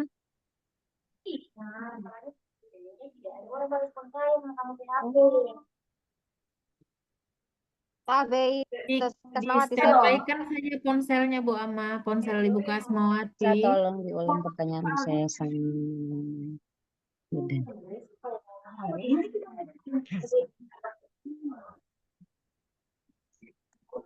Nggak dengar Indah kalau bicara itu. Halo, Punten, Mom. Atas Kasmawati saya, Mom. saya sudah mendengar suara teman-teman. Mohon maaf. Itu ada suara. Ada suara, ada. Lanjut. Halo, Ada. Ada juga, ada. Oke, lanjut. Lanjut, Kak iya, mohon Rahmatia. maaf. Sudah Ya, terdengar kok. standby-kan saja ponselnya. Mohon maaf, teman-teman, mohon maaf. Jaringan saya di laptop yang bermasalah mungkin. Halo? Ya, baik. Halo, Ya, lanjut. lanjut Bu Iya, iya, iya. Ahmad. Terdengar. Iya. Mohon maaf, Mbak Dono, teman-teman. Saya hanya pinjam HP dari Ibu Kasma. Kebetulan beliau lagi Zoom sama-sama sama saya. Mohon maaf, ada kesalahan teknis. Ya, kita lanjut ya. Kita lanjut di sesi tanya jawab. Ada pertanyaan tadi dari Ibu Anita Abbas. Yang pertama, ada 2 pertanyaannya. Yang pertanyaan, apa hambatan atau kelemahan dari pertanian alami yang dihadapi di daerahnya Ibu Rulijia? Barangkali Ibu Rulijia bisa menjawab. Ya, bisa. Ya. Saya mencoba untuk memberikan jawaban. Ya, memang tadi belum ada hambatan dan kelemahannya tadi yang baik aja seperti itu. Untuk kelemahannya, yang pertama kalau untuk pertanian alami sendiri itu terlalu banyak proses, lebih mudah yang instan. Jadi hambatannya itu para petani itu apa ya, masih banyak juga yang menggunakan pupuk kimia, tetapi kita selalu meyakinkan mereka bahwa pertanian alami ini juga bisa digunakan sehingga mereka masih konvensional dikit-dikit. Karena dari misal 10 orang itu yang mau pertanian alami hanya 2-3 yang total pakai pupuk alami seperti itu. Karena mereka memang belum yakin atau karena sudah tertanam pada diri mereka bahwa kalau pakai pupuk alami itu hasilnya kurang maksimal seperti itu. Padahal kalau kita prakteknya atau hasilnya itu walaupun sepertinya sedikit hasilnya, tapi dilihat dari berat produk itu mentes gitu kalau bahasa sini tuh seperti itu. Kemudian itu dari kelompok taninya. Kalau yang dari KWT-nya memang kita pertamanya susah karena mereka beralasan nggak hidup lah, tangannya panas, seperti itu. Kemudian banyak juga sayuran yang keliling pakai motor itu namanya oyek kalau di sini itu, yang isinya udah macam-macam sayur mayur, tinggal beli aja kalau punya uang. Tetapi di dalam kelompok kita mengambil uang kas untuk membuat bibit sayur secara bersama-sama. Jadi kita kumpul buat bibit, terus nanti ada sebagian ditanam di lahan KWT, ada yang dibawa pulang. Dan kita juga memberikan polybag karena alasannya kan lahannya nggak ada lah, seperti itu.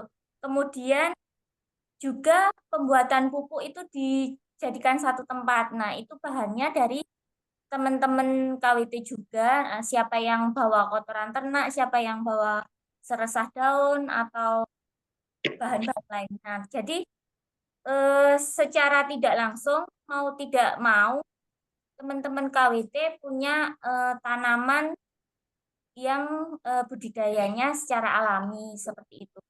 Seperti itu, Mbak.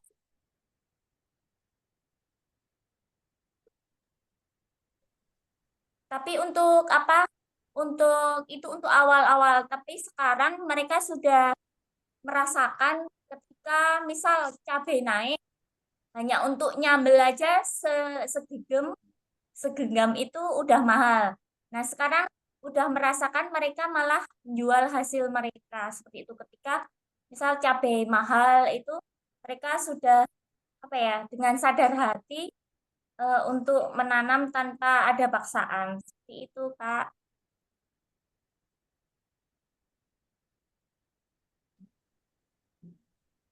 Ya. Terima kasih Mbak Wijia atas jawabannya. Bagaimana dengan Ibu Anita Abbas? Apakah sudah jelas jawaban dari Baik, terima kasih Ibu Rulijia tadi telah menyampaikan berapa kelemahan atau kekurangan yang dihadapi di desanya Mbak Rulijia. Boleh satu lagi ya Mbak ya? Boleh. Ya, supaya nanti insya Allah bisa kita terapkan juga di desanya kita. Tentang ini Mbak, apa namanya, cara membangun kerjasama antara petani, pertanian alami, dalam hal pertanian alami, membangun kerjasama antara petani dan pemerintah dalam pengembangan pertanian alami itu sendiri. Karena begini, ini di desa saya ya, itu susah sekali. Bukan susah gampang, susah sekali ya untuk menyampaikan ke pemerintah bahwa pertanian alami ini luar biasa dampaknya ke masyarakat, terutama dari segi kesehatan ya. Walaupun kita menomorduakan kuantitas ya, kualitas yang lebih utama. Kira-kira caranya itu dari Mbak Rulijia, mungkin di desanya Mbak Rulijia bisa diceritakan bagaimana kerjasama pertanian alami di desanya Mbak Rulijia antara petani dan pemerintah di sana. Terima kasih. Iya, sama-sama. Untuk kerjasama dengan pemerintah, kita kerjasamanya dengan BPP di kecamatan. Jadi setiap desa itu ada pendampingnya, masing-masing satu orang. Nah, ketika kita ada pertemuan di kelompok, itu kita undang pendamping dari BPP itu untuk memberikan seperti penyuluhan seperti itu. Nanti selain penyuluhan, mereka memberikan apa ya, kayak pelatihan praktek, tapi waktunya nggak panjang. Misal buat pupuk cair yang model misal manfaat kulit bawang merah dan bawang putih ya. Setiap pertemuan kita undang. Jadi ada kayak pemberitahuan sekali dua kali mereka kita undang. Habis itu untuk bulan berikutnya mereka sudah hafal, maksudnya oh ya kalau tempat saya Senin Wage kayak gitu, mereka sudah membawa kayak materi seperti itu. Kemudian untuk di kelompok taninya itu ada yang turun POPT-nya itu gerdal, misal ada serangan hama, itu mereka membawa obat semprot nabati itu teman-teman petani diundang untuk membawa wadah nanti disemprotkan di situ. Seperti itu. Dari petugas pengendalian hamanya. Begitu, Mbak. Iya. Terima kasih Mbak Rulijia. Ya, Bagaimana dengan Ibu Anita Abbas? ya, Halo. ya. Ya. Masih ada satu pertanyaan dari Ibu Anita Abbas tadi tentang bagaimana respon perempuan ketika norma patriarki itu membatasi mereka. Itu ditujukan pertanyaan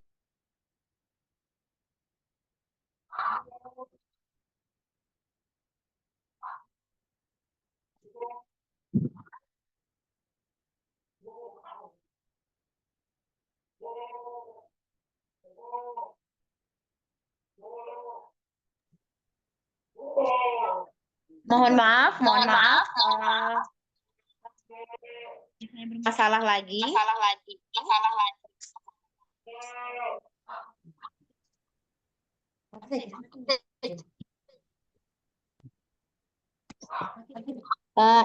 Ya kita lanjut ya.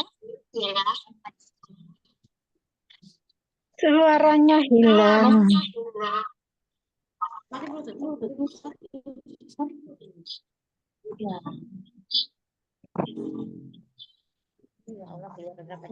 Oke, saya coba akan bantu Mbak Rahmatia dari sini. Tadi ada pertanyaan untuk Bu Dani terkait ini tadi ya, apa sih namanya,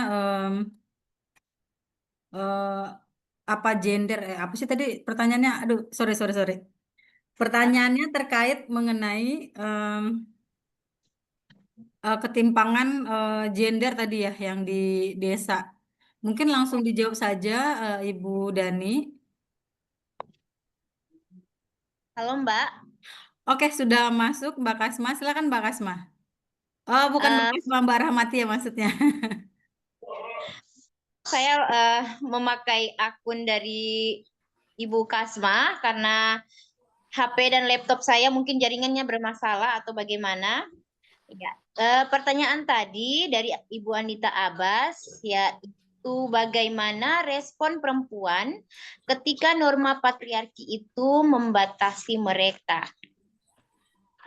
Pertanyaan ini ditujukan untuk Ibu Dani Rahayu. Bagaimana Ibu Dani? Apakah sudah jelas pertanyaannya?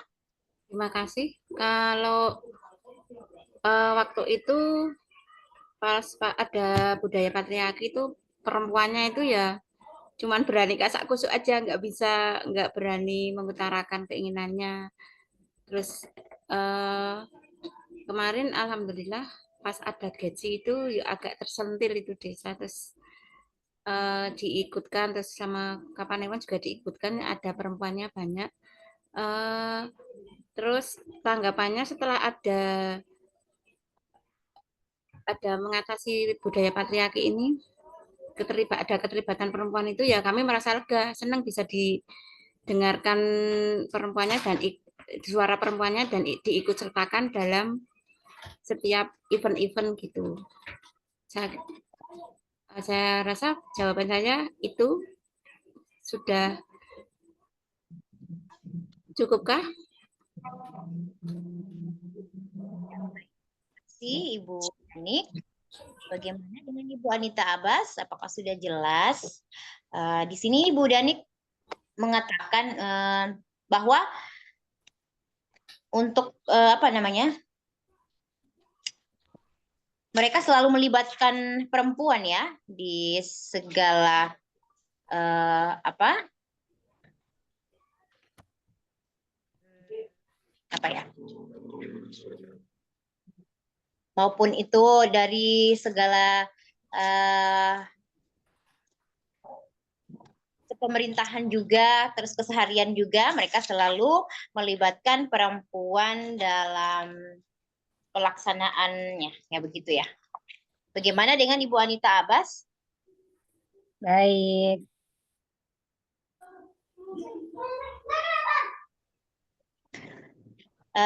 Pertanyaan di sesi kedua ini sudah dan kita masih punya waktu sekitar 18 menit lagi. Bagaimana Mbak Dona? Apakah kita akan lanjut? Iya, kita akan tutup sesi ini dari saya ingin bertanya. Nanti setelah selesai saya bertanya dan dijawab oleh narasumber, mungkin bisa langsung ditutup Mbak Rahmatia. Pertanyaan pertama terkait PPT-nya Mbak Rulijia tadi ya, terkait adanya warung hidup. Nah, saya ingin tahu dong bagaimana konsep warung hidup yang ada di komunitasnya Mbak Rulijia gitu ya. Apakah juga warung hidup ini juga dilaksanakan oleh seluruh komunitas teman-teman Kulon Progo atau Mbak, memang sudah ready? apa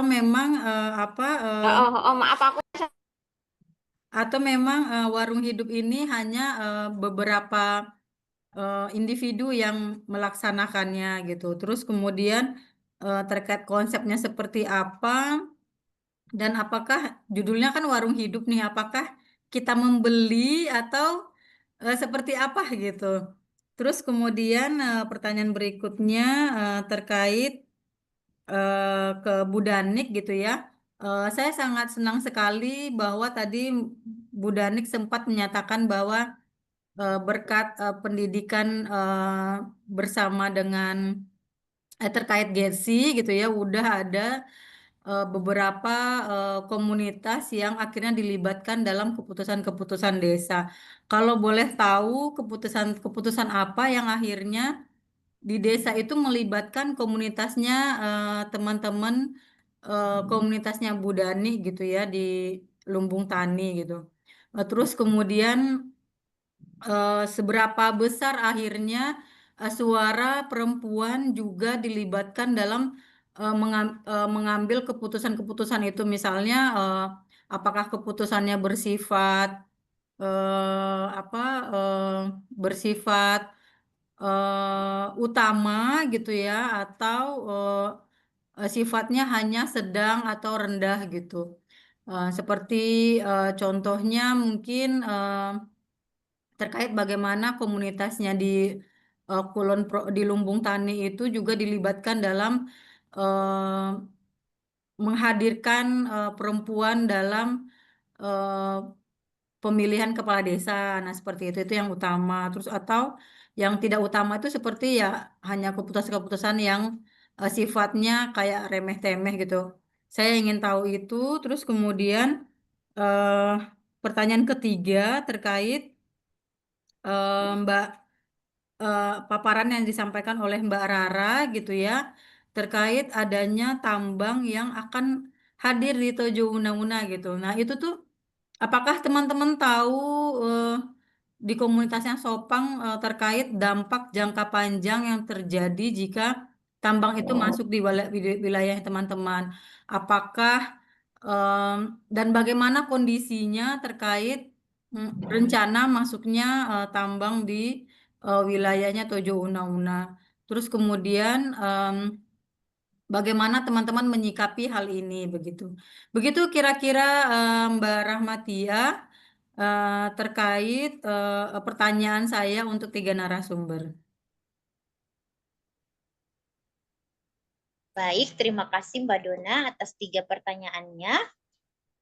Barangkali bisa dimulai dari Ibu pertanyaan pertama. Untuk Ibu Rulidia terlebih dahulu. Saya coba jawab pertanyaan Mbak Dona. Untuk warung hidup ini konsepnya ditanam di pekarangan. Ketika hasilnya melimpah memang dijual, tetapi kalau hanya cukup untuk konsumsi sendiri ya untuk keluarga saja. Tetapi biasanya yang membeli itu bisa tetangganya. Misal yang satu tidak punya cabai tapi yang satu punya terong, mereka bisa saling tukar sayur mayur seperti itu. Kemudian itu untuk konsep ini namanya kalau di Kulon Progo itu gempar. Itu gempar ini di apa ya dilakukan di Kulon Progo yang diutamakan itu atau difokuskan ke KWT-nya. Itu gempar itu akan menanam pangan di pekarangan. Nah, itu mereka menanam per individu di samping rumah atau samping rumah itu ada yang pakai polybag, ada yang pakai galon bekas seperti itu. Kemudian jika ada yang lahannya agak luas ya langsung ditanam. Nah, selain di tanaman individu, di KWT juga ada lahan kelompok. Nah, di lahan kelompok ini yang mereka pastikan dijual. Nanti uangnya masuk kas lagi untuk membeli bibit atau polybag, kemudian pengadaan pupuk, bahan bakunya, seperti itu.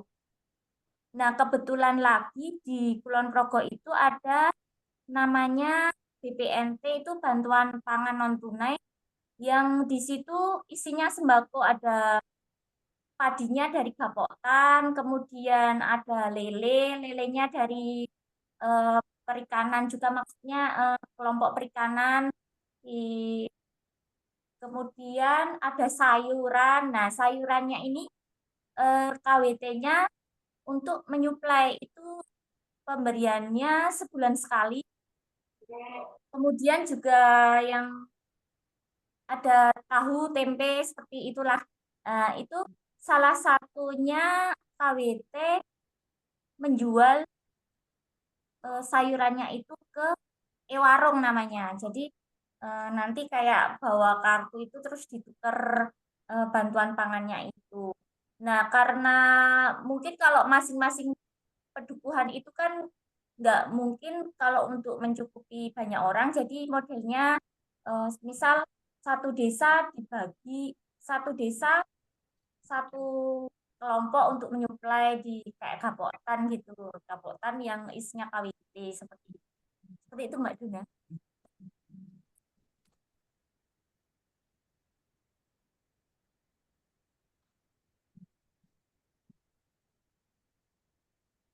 Oke, Mbak Rahmatia sudah.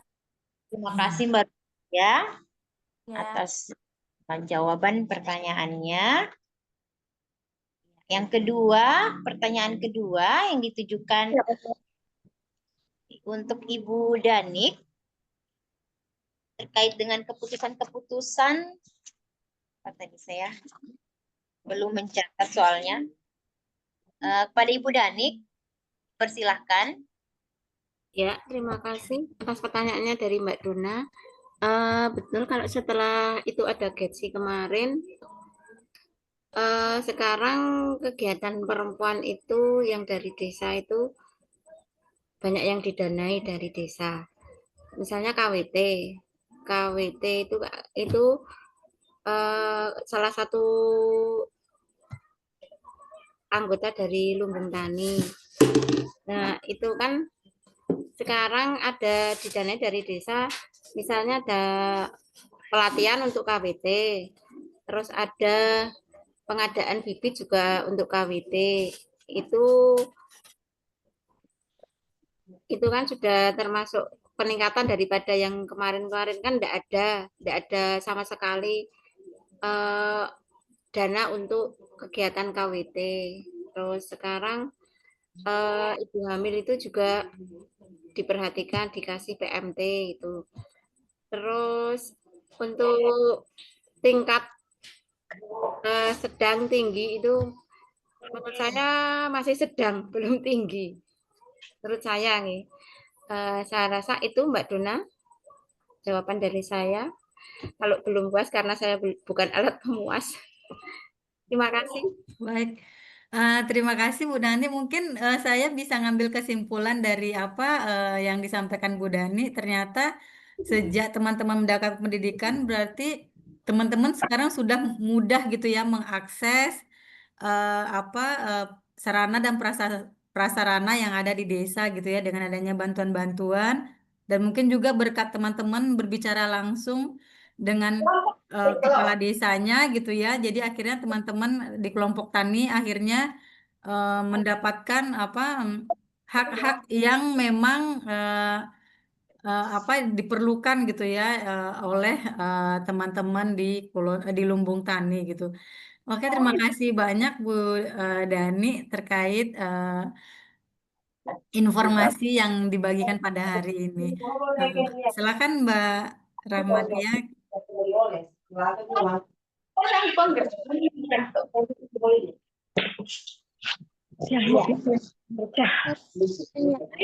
Berjumpa. Yo yang Bu Sri Wahyuni mungkin dimatikan dulu suaranya sama Bu Usrek.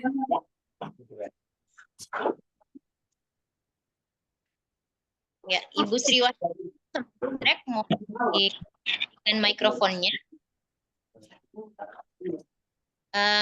Untuk para lelaki, barangkali bisa dijawab pertanyaan dari Pak Dona. pertanyaan ketiga, pertanyaan terakhir ya.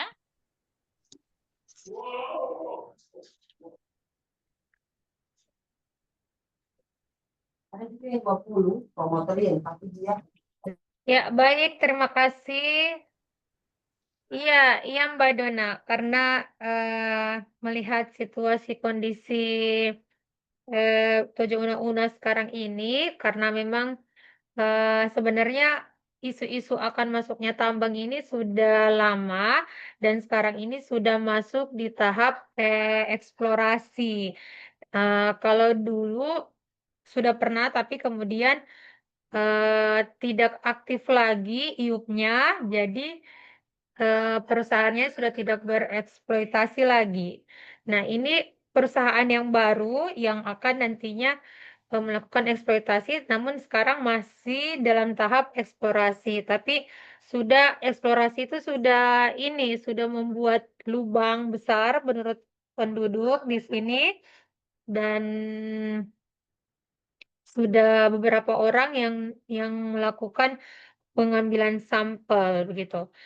Nah, di sini komunitas Sopang itu sendiri menyikapi mungkin di sini sekali lagi saya jelaskan tadi karena memang isu-isunya yang dibawa oleh pemerintah itu adalah sawit maupun tambang adalah isu-isu yang baik dalam artian memberikan membuka lowongan pekerjaan bagi masyarakat yang ada di sekitar tambang itu. Jadi ya jelas bagaimana kekuatan pemerintah tersebut, ya jelas masyarakat mendukung karena di daerah kita sulit sekali lowongan pekerjaan. Sulit sekali mendapatkan pekerjaan. Banyak dari masyarakat Tojo Una-Una itu mengambil contoh dari Morowali. Morowali itu kan luasan tambang. Tadi maksud saya itu, mohon maaf, materi saya yang pertama tentang Sulawesi Tengah itu yang kedua itu bukan di Indonesia tapi di Indonesia wilayah timur. Sulawesi Tengah itu urutan kedua untuk tambang nikel ya khusus. Jadi wilayah Bapak Arifan. Jadi masyarakat Tojo Una-Una itu berkaca di kabupaten tetangga dalam hal ini adalah Morowali yang di mana dengan hadirnya tambang itu IMIP di Morowali membuka lowongan pekerjaan. Nah, banyak dari anak-anak muda yang ada di Tojo Una-Una itu sekarang ini mencari pekerjaan di wilayah Morowali. Jadi pemerintah di wilayah Tojo Una-Una itu membuang isu ketika adanya tambang maupun sawit itu membuka lowongan pekerjaan. Nah, untuk komunitas Sopang sendiri ya itu tadi kita dalam hal ini tidak bisa serta-merta untuk melawan program pemerintah begitu. Karena di sini itu kita ditekankan sekali jika ada yang melawan atau melanggar program pemerintah dianggap tidak menjadi warga ya begitu, warga yang baik gitu.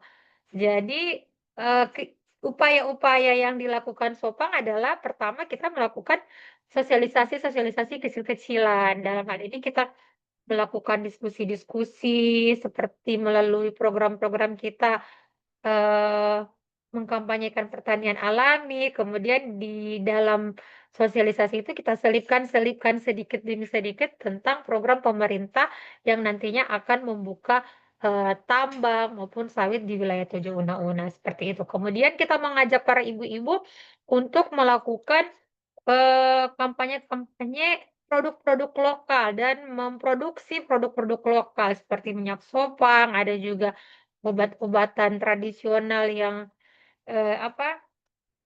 obat-obatan tradisional yang sudah yang melalui kebun-kebun itu, toga misalnya kita mulai kampanyekan lewat hal-hal yang kecil itu walaupun orang melihat oh ini sudah tidak berarti atau tidak ada harga tapi insya Allah dengan gerakan-gerakan kecil itu dapat membuka masyarakat bahwa perusahaan tambang itu akan menghancurkan wilayahnya kita begitu, akan merebut wilayah-wilayah perempuan, anak-anak dan secara umum di wilayah Tojo Una-Una akan tadi mendatangkan mendatangkan bencana alam seperti yang di Morowali sekarang adanya perusahaan IMIP itu akhirnya sering-sering terjadi banjir. Seperti itu kalau upaya-upaya yang dilakukan oleh Sopang, Mbak. Terima kasih.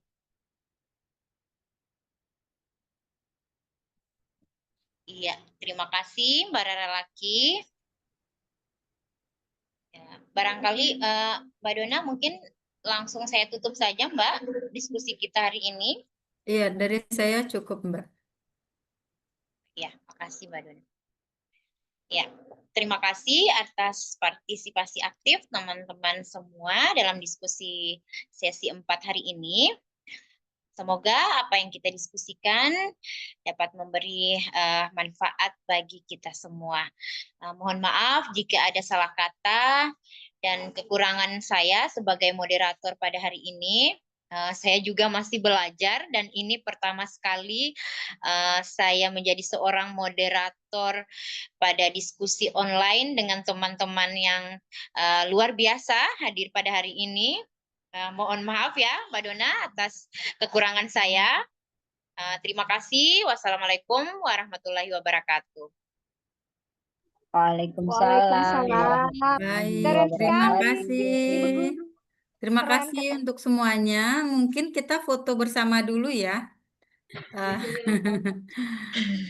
Oke, silahkan teman-teman buka kameranya. Kita foto bersama supaya ini bisa menjadi dokumentasi kita untuk sesi 4. Kepada Mbak Elia Fitri, Mbak Gaya, Mutiara, Mbak Dian, Niken, dan Sri Wayuni, serta Bu Endang, buka kameranya ya.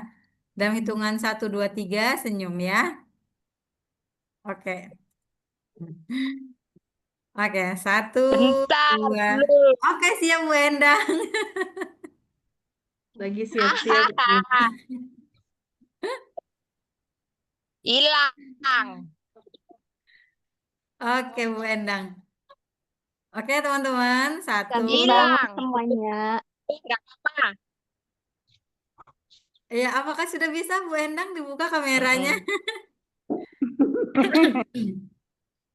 Belum. Sudah ya? Sudah. Pakai gincu Iya. dulu. Oke.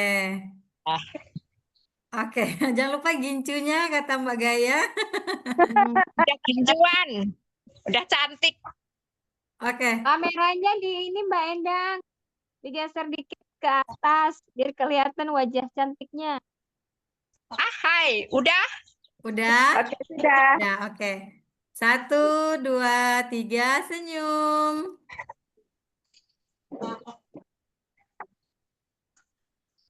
Oke, terima kasih banyak teman-teman atas waktunya hari ini. Kita akan bertemu lagi pada sesi 5, tanggal 8 hari Minggu gitu ya. Oke. Ya. Iya. Oke, terima kasih Mbak Terima Dona, kasih teman-teman semuanya. semuanya.